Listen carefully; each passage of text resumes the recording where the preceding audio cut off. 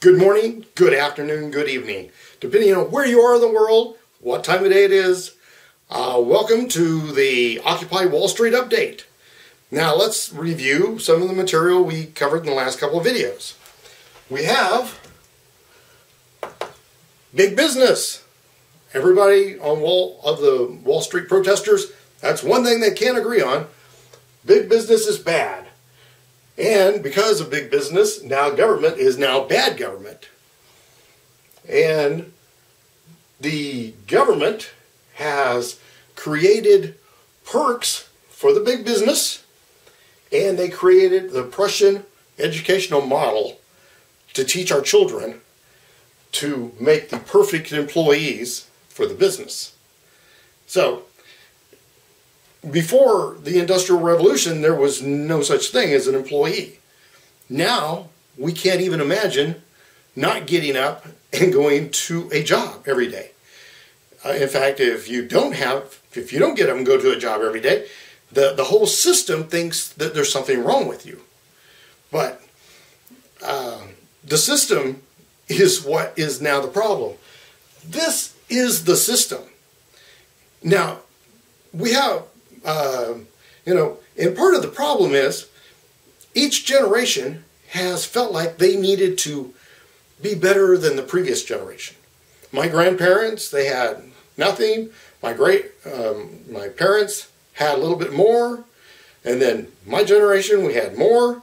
Now my kids, they expect to have more.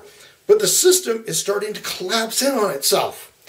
And as long as it worked, everybody was happy. Go out and buy a home, and the home would always go up in value. You'd go out and get a job, and you'd always get raises every year. And as long as that system worked, it all worked. But then we became like a world economy, and we've got people in other countries that will do the job for a tenth of what the people here will do. Then the people here have to start competing against that. Well, you can't compete against that, so we need to cut the wages. The businesses start going down, or they take their jobs overseas, and the whole system is starting to collapse in on itself. Well, now we have the Wall Street protesters, and they basically want to get rid of the whole system. And do we really want to get rid of all the big businesses? This is what's made our country great. Because what they did is exactly what they said they would do. When the businesses said, government, if you help us grow, we will build you a bigger, better, more prosperous country. It worked. As the businesses grew, the government got bigger and stronger, and the country became more powerful. So it wasn't bad, but everything is starting to fall in on itself. So do we just get rid of it just because it's not working? Do we destroy all the big businesses, throw out all the bums? That might work. We tried that 30 years ago, 25 years ago or so. We threw out a bunch of the bums. We got in a bunch more bums. They got hooked on the system, and it just became just as bad as it was. So, if we get rid of all of it, then what happens to us? What's the other alternative? Do we go back to picking berries and hunting rabbits for our food? Is that really what you want? You really want to live in a little hut that you build yourself and go out and catch rabbits and pick berries all day? I don't think we can deal with that. And I definitely don't think we're ready for that. Let's think about another alternative. Now this may just blow some people's minds. You may just say, oh, that's ridiculous. Can't do that. Let's think about it. Just think about it. What if you turn the system in on itself? Now, if you've ever read any of Robert Kiyosaki's books, Rich Dad, Poor Dad, he explains about going from an employee to a business owner. Now, what happens when you do that? If you become a business owner, then all of a sudden, those government perks that the government that the big businesses got, now you can get those same perks. Wow. And that means you pay less taxes.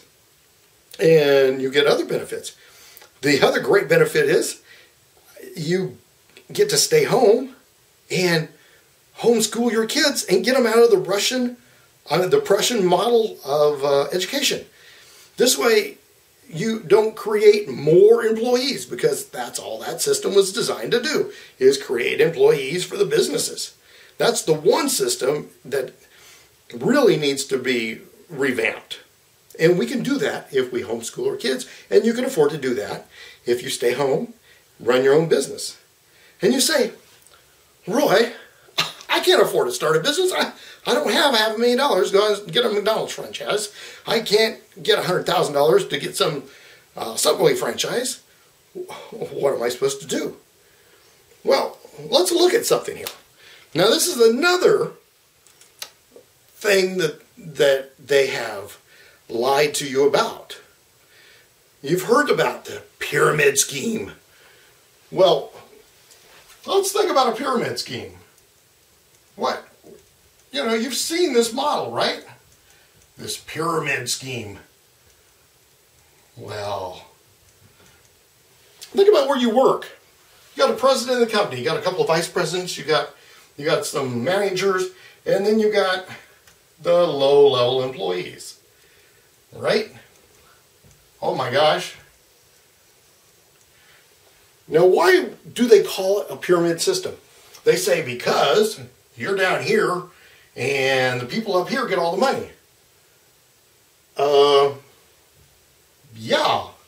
Well, think about what the CEO of your company makes. Okay, think about what you make.